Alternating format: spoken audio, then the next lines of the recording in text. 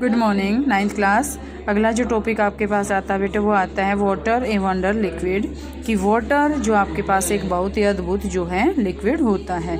Water को हमने अद्भुत लिक्विड क्यों बोला, क्योंकि वाटर के बिना हम जो है प्रॉपर काम नहीं कर सकते। Water occupies a very large area of the earth surface and is also found underground.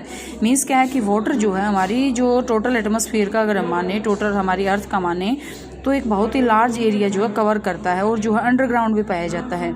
Some amount of water exist in the form of water vapour in the atmosphere. Most of the water on the earth surface is found in seas and oceans and in saline. मतलब क्या है, नमकीन होता है और सारा का सारा कहाँ पाया जाता है, मोस्टली सीज में और ओशंस में।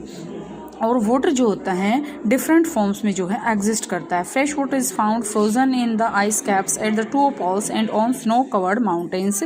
कि फ्रेश वाटर कहाँ कहाँ पाया जाता है। The underground water and the water in rivers lakes and ponds is also fresh. कि जो अंडरग्राउंड वाटर होता है ना, जैसे रिवर्स के अंदर है या फिर लेक्स के अंदर पॉन्ड्स, वो सारा का सारा फ्रेश वाटर होता है। However the availability of fresh water varies from place to place. ये जो है जगह से जगह वेरी करता है, कि ये नहीं है कि हर जगह एक जैसा पानी मिलेगा। Practically every summer most places have to face shortage of water. मतलब मोस्टली जगह को जो है शॉर्टेज ऑफ वाटर से जूझना पड़ता है।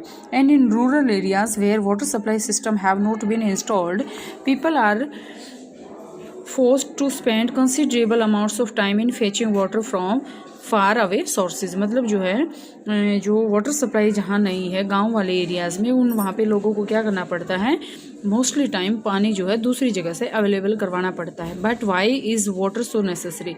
अब आपके पास ये क्वेश्चन आता है कि फिर पानी इतना इंपॉर्टेंट क्यों है। And do all organism require water. कि क्या सभी के सभी ऑर्गेनिज्म को वाटर की ज़रूरत होती है। All cellular processes takes place in water medium. सारे के सारे जो सेलुलर प्रोसेस होते हैं वो सारे के सारे वाटर मीडियम में होते हैं, मतलब जो सेल्स के प्रोसेस होते हैं। ऑल द रिएक्शंस, ये मैंने बताया था ना कि जो हमारी सेल्स के अंदर जो लिक्विड होता है, साइटोप्लाज्म होते हैं, लिक्विड किसके कारण है, वाटर की प्रेजेंस के कारण।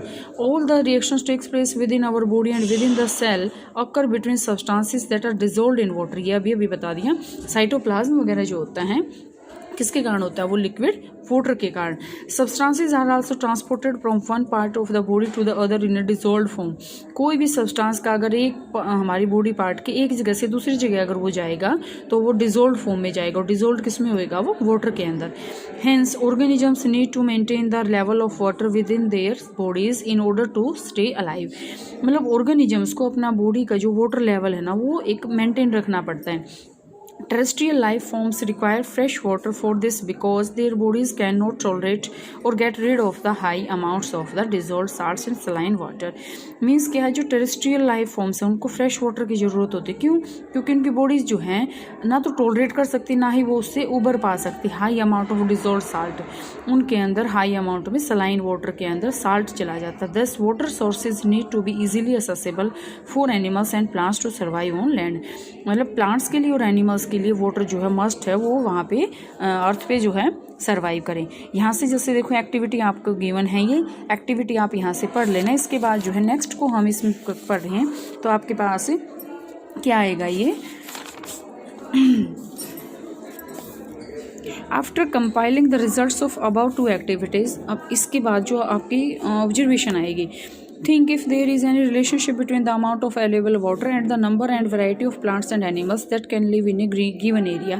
If there is relationship, where do you think would we find a greater variety and abundance of life in a region that receives 5 centimeter of rainfall in a year or region that receives 2 centimeter of rainfall in a year। मतलब आपको क्या बता रहा है कि different areas के अंदर water के बिना और वाटर के एक्सेस में आपको जो सस्टेनेंस बतानी है कि हाँ है या नहीं, सस्टेनेबल है लाइफ या नहीं है।